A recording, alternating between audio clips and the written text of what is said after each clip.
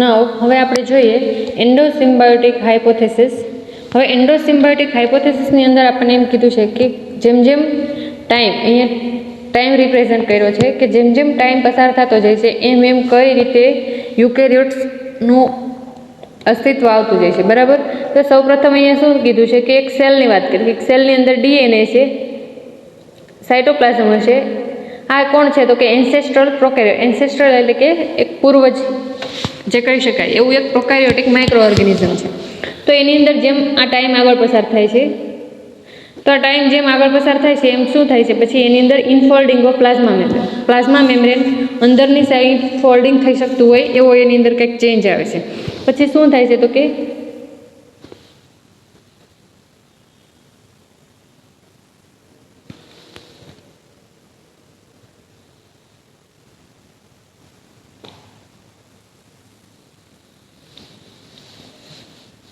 Endoplasmic reticulum. બરાબર. અહીંયા endoplasmic reticulum develop થાય છે. Than nuclear envelope. ન્યુક્લિયસ ત્યાં સુધી એકદમ ફ્રીલી હતું સાઇટોપ્લાઝમની અંદર. હવે શું થયું તો કે એની અંદર એની ફરતે એક એન્વેલોપ બની જાય છે. આ ધીમે ધીમે પ્રોકેરિયોટિક સેલ ડેવલપ થતો જાય છે. બરાબર. ન્યુક્લિયસ ડેવલપ થાય પછી શું થાય તો કે સેલ વિથ ન્યુક્લિયસ એન્ડ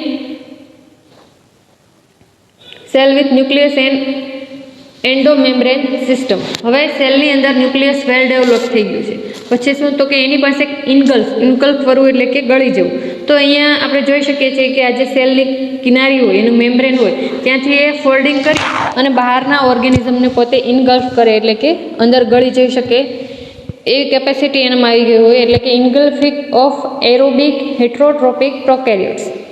તો આ જે હિટ્રોટ્રોપિક પ્રોકેરિયોટ્સ હોય એનું ઇન્ગલ્ફિંગ કરે છે. ત્યાર પછી શું થાય તો કે ભાઈ બે ઓર્ગેનિઝમ એકની અંદર આવી ગયા. આ એક સેલ છે એની અંદર આ ઓર્ગેનિઝમનું ઇન્ગલ્ફિંગ થાય છે. તો હવે આના કંઈક કેરેક્ટર હશે અને ઓલાના કંઈક આગળનું જે ઓર્ગેનિઝમ જેનું ઇન્ગલ્ફિંગ થયું છે એના કેરેક્ટર બંને મિક્સ થશે એટલે શું થશે તો કે અહીંયા માઇટોકોન્ડ્રિયા ડેવલપ થશે. ત્યાર પછી શું થાય છે ઇન્ગલ્ફિંગ ઓફ ફોટોસિન્થેટિક પ્રોકેરિયોટ. હવે એક ફોટોસિન્થેટિક પ્રોકેરિયોટ્સનું ઇન્ગલ્ફિંગ કરે એટલે કે એની પાસે એવી કંઈક એબિલિટી હશે જે ફોટોસિન્થેસિસ કરી શકતું હોય છે. બરાબર. તો શું થાય છે તો કે એન્સેસ્ટ્રલ ફોટોસિન્થેટિક યુકેરિયોટિક બને છે. કેવું? એન્સેસ્ટ્રલ એટલે કે એક પૂર્વજ. હવે શું બન્યું? યુકેરિયોટ્સ. અહીંયા સૌ પ્રથમ એક યુકેરિયોટ્સ બને છે કે જે ફોટોસિન્થેસિસ કરી શકે છે અને એની પાસે અહીંયા આપણને બતાવ્યું છે કે પ્લાસ્ટિડ પણ ડેવલપ થઈ ગયું છે. તો આ ધીમે ધીમે કઈ રીતે એક પછી એક ઓર્ગેનલ્સ ડેવલપ થાય છે એની વાત કરી છે કે સૌપ્રથમ આપણે જોયું કે ન્યુક્લિયસની અંદર ન્યુક્લિયર એન્વેલોપ બન્યું, માઇટોકોન્ડ્રિયા બને છે, પ્લાસ્ટિડનું ડેવલપમેન્ટ થાય છે કે આ ટાઈમ જેમ જેમ પસાર થતો જાય છે એમ એમ કઈ રીતે પ્રોકેરિયોટ્સમાંથી યુકેરિયોટ્સ બને છે એની આખી વાત કરી છે. It appears likely that modern eukaryotic cell arise from prokaryotes about 1.4 billion years ago. There has been considerable speculation about how eukaryotes might have developed from prokaryotic ancestor. બરાબર. પ્રોકેરિયોટિક એન્સેસ્ટર પ્રોકેરિયોટિક પૂર્વજો જે હતા એમાંથી યુકેરિયોટ્સ કઈ રીતે બને છે એની આખી વાત કરી છે. અને અરાઉન્ડ અહીંયા આપણને કેટલો ટાઈમ આપ્યો છે તો કે 1.4 બિલિયન યર્સ અગો. પણ આના માટે કેટલા કરોડો વર્ષો વચ્ચે જતા રહે છે ત્યારે આટલું ડેવલપમેન્ટ થાય છે. It is not certain how this process occur and two hypothesis have been propose. According to the first એમ કહે છે કે આ સર્ટેન એટલે કે અચાનક આવું નથી બનતું પણ આના માટે બે હાઇપોથેસિસ એટલે કે પૂર્વધારણા કોઈક જુદા જુદા સાયન્ટિસ્ટોએ આના માટે કંઈક પૂર્વધારણા આપી છે. તો કે ફર્સ્ટમાં એમ કહે છે કે ન્યુક્લિયાઈ mitochondria and chloroplast arise by invagination of plasma membrane to form double membrane structure containing genetic material and capable of further development and specialization. એમ કહે છે કે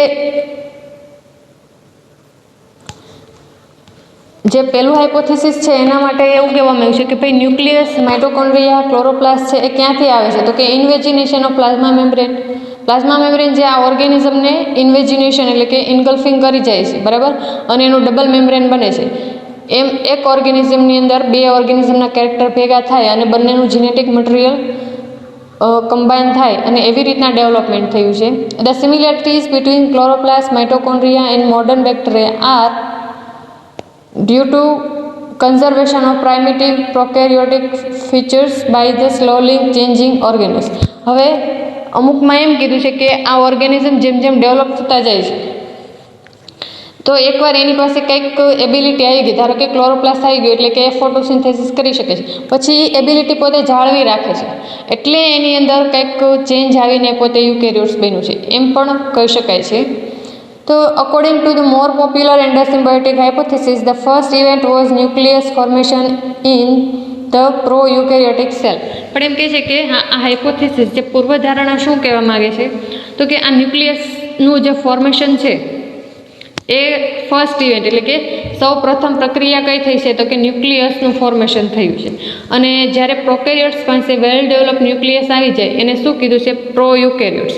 પ્રો યુકેરિયોટ્સ એટલે કે પ્રારંભિક યુકેરિયોટ્સ, અને પ્રારંભિક યુકેરિયોટ્સમાંથી વેલ ડેવલપ યુકેરિયોટ્સ બને છે.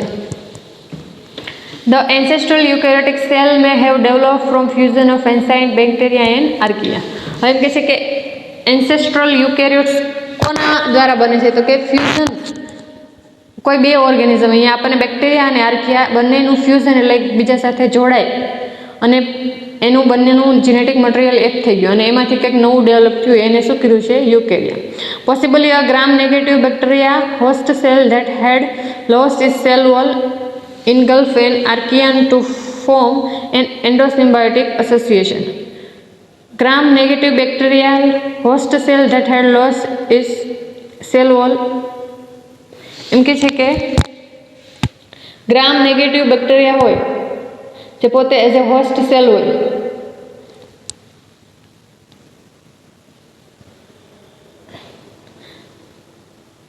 તો આવા હોસ્ટ સેલની અંદર કોણ? આર્કિયા પોતે અંદર પોતાનું ઇન્હેબિલેશન કરે છે, પોતે એની અંદર રહે છે. કોની અંદર? ગ્રામ નેગેટિવ બેક્ટેરિયાની. તો આર્કિયા ગ્રામ નેગેટિવ બેક્ટેરિયાની અંદર રહે છે અને ગ્રામ નેગેટિવ બેક્ટેરિયાને શું કહેવાય? Host cell. શું કામ? તો કે તે આર્કિયાને પોતાની અંદર રહેવા માટે જગ્યા આપે છે. તો એની સેલ વોલ બ્રેક કરી અને આર્કિયા એની અંદર જતા રહે છે. તો પછી જે નવું ફોર્મ બને છે એને શું કીધું તો કે એન્ડોસિમ્બાયોટિક એસોસિએશન. એન્ડો એટલે કે અંદર અને સિમ્બાયોસિસ એટલે કે સહજીવન. તો આર્કિયા પોતે સહજીવન કરે છે કોની અંદર? તો ગ્રામ નેગેટિવ બેક્ટેરિયાની અંદર.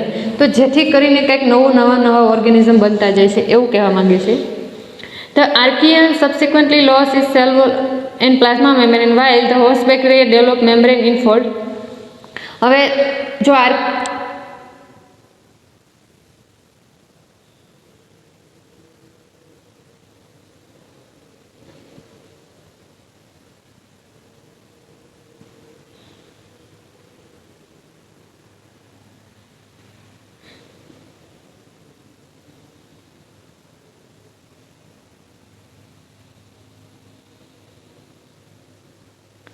eventually the host genome was transferred to original archaeon and a nucleus and the endoplasmic reticulum was formed. એમ કહે છે કે આ બંનેનું જે જીનોમ હોય એ બંને એકબીજા સાથે કમ્બાઈન થઈ જાય છે અને એક નવું આર્કિયન જીનોમ બને છે.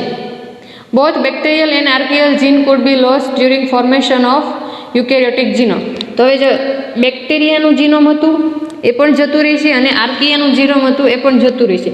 એ બંનેનું કમ્બાઈન થઈને એક નવું જ જીનોમ મળે છે, એને આપણે શું કીધું છે? Eukaryotic genome.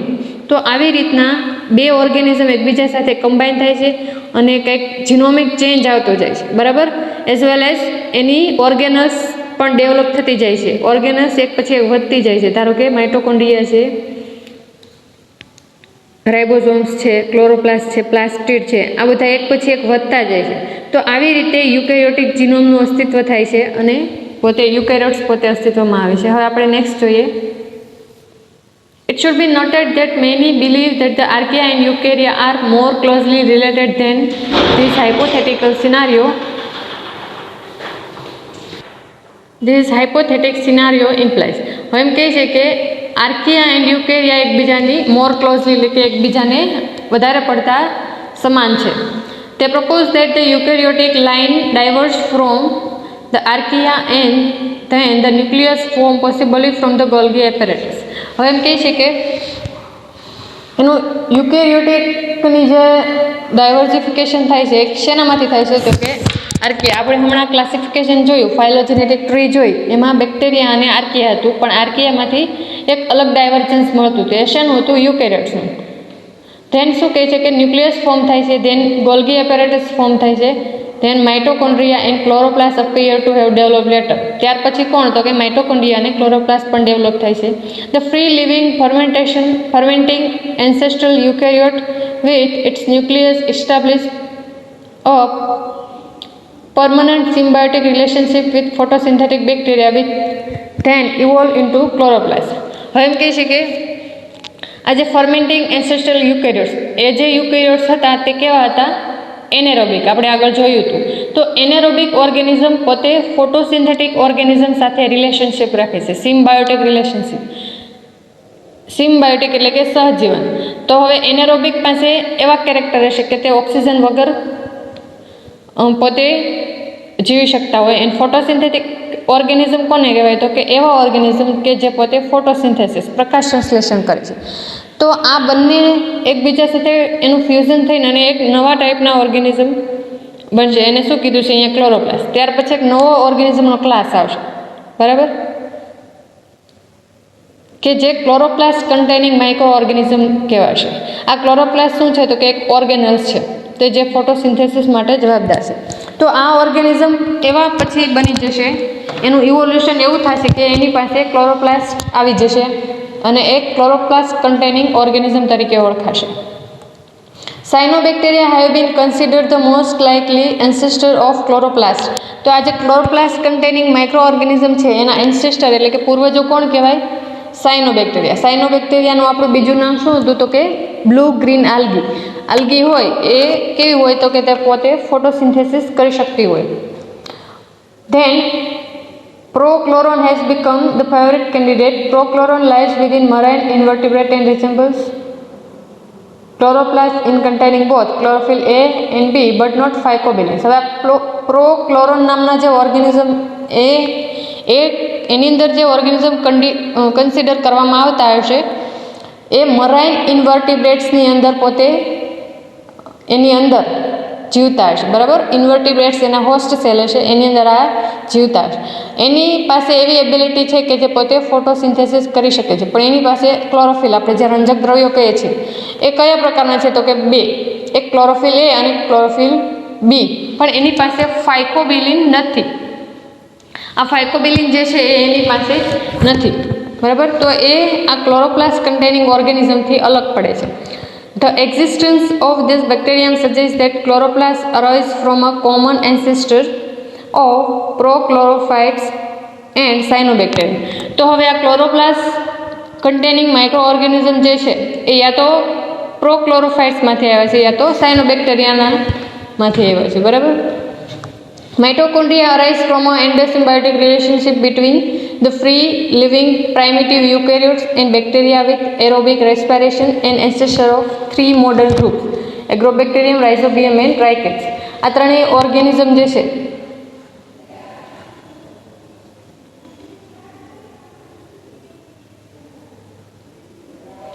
આ જે ત્રણ ઓર્ગેનિઝમના ગ્રુપ છે એ એકબીજા સાથે કંઈક ને કંઈક એની એન્ડોસિમ્બાયોટિક રિલેશનશિપ હતી, બરાબર. એકની અંદર બીજું પોતે પોતાનું એક પાસેથી બીજું ન્યુટ્રિશન મેળવતું છે એક પાસેથી.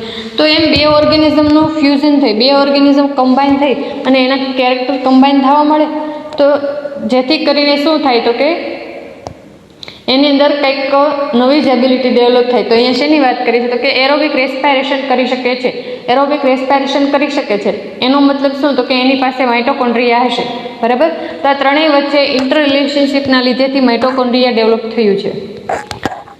Some have proposed that aerobic respiration actually arises before oxygenic photosynthesis and made use of small amount of oxygen available at this early stage of planetary development. ઘણું હાઇપોથેસિસમાં એવું કહેવામાં આવે છે કે ભાઈ ઓક્સિજનિક ફોટોસિન્થેસિસ થતું હતું અને એમાં જે સ્મોલ અમાઉન્ટ ઓક્સિજન પ્રોડ્યુસ થતો હતો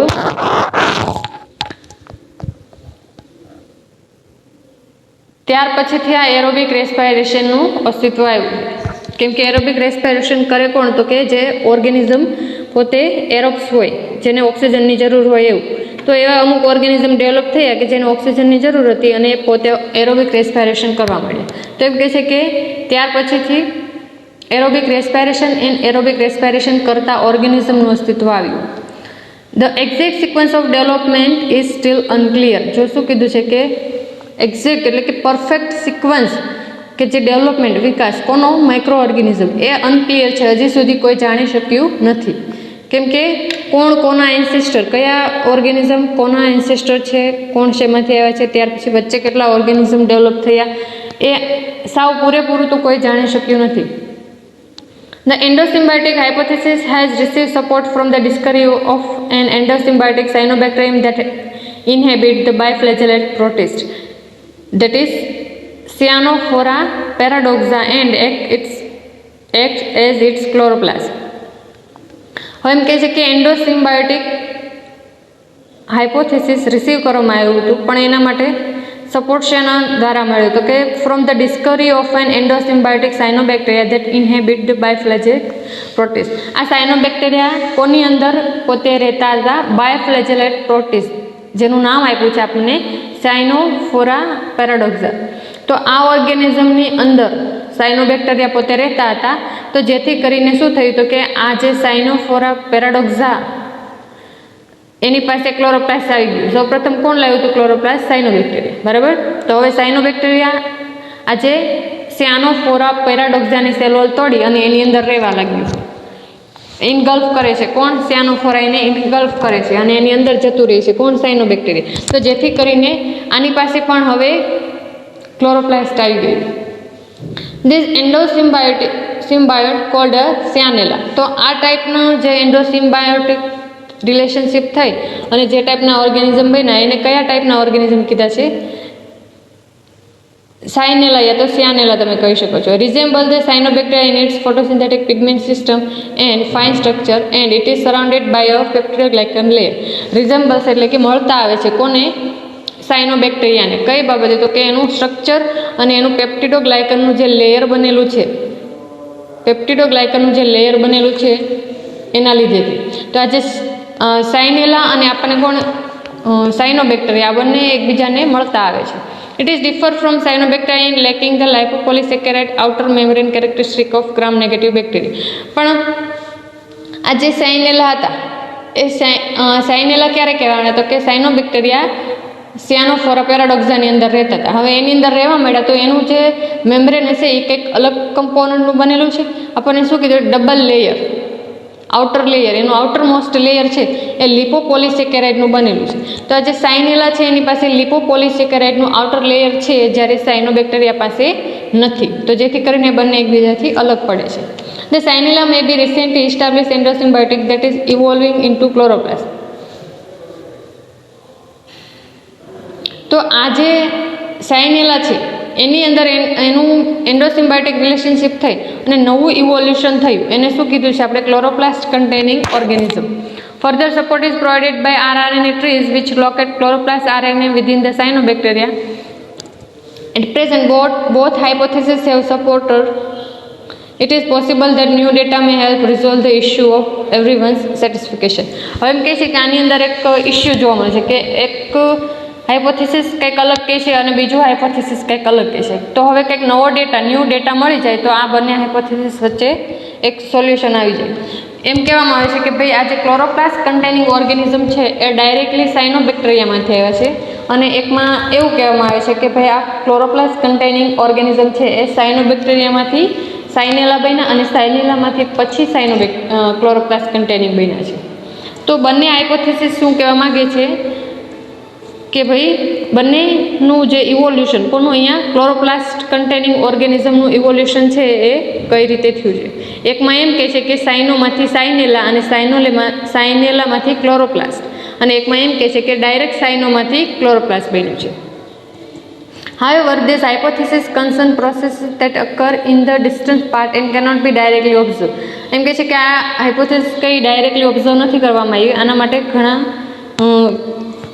ઘણી ફાઇલોજેનેટિક ટ્રી અને ઘણું RNA સિક્વન્સિંગ કરાયું પછી આપણને જોવા મળ્યું છે. Thus a complete consensus on the this matter may never be reach. હવે એમ કે છે કમ્પ્લીટ એટલે કે ફાઇનલ સોલ્યુશન કે ભાઈ કોણ કોનામાંથી કોનું ઇવોલ્યુશન, કયા માઇક્રો ઓર્ગેનિઝમનું ઇવોલ્યુશન કયા એન્સેસ્ટરમાંથી થયું છે એ હાવ આખું પૂરેપૂરું તો જાણી શકાતું નથી. બરાબર, કમ્પ્લીટ એટલે કે પૂરેપૂરું નેવર બી રીચ એટલે કે એનું પૂરેપૂરી જાણકારી સુધી આપણે પહોંચી શકીએ એમ નથી. હજી ઘણી ટેકનોલોજી ડેવલપ થઈ ગઈ છે, છતાં પણ આજે પૃથ્વી અસ્તિત્વમાં આવી તેની પછી વચ્ચે કેટલું કરોડો વર્ષો જતા રહ્યા છે. બરાબર, તો કોણ ક્યારે અસ્તિત્વમાં આવ્યા આપણે સાચું અને પૂરેપૂરું સાવ જાણી શકીએ એમ છીએ નહીં. જ્યાં સુધી જાણકારી મળે ત્યાં સુધી માઇક્રોબાયોલોજીની અંદર બધું અવેલેબલ છે અને આપણને ફાઇલોજેનેટિક ટ્રી પણ આપ્યું છે, એના ક્લાસિફિકેશન પણ આપ્યા છે, આપણે જોવાના છે.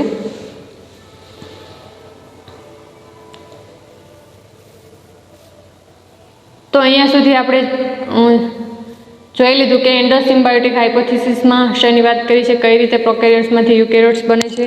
બરાબર, હવે આપણે નેક્સ્ટ જોઈશું બાકીનું નેક્સ્ટ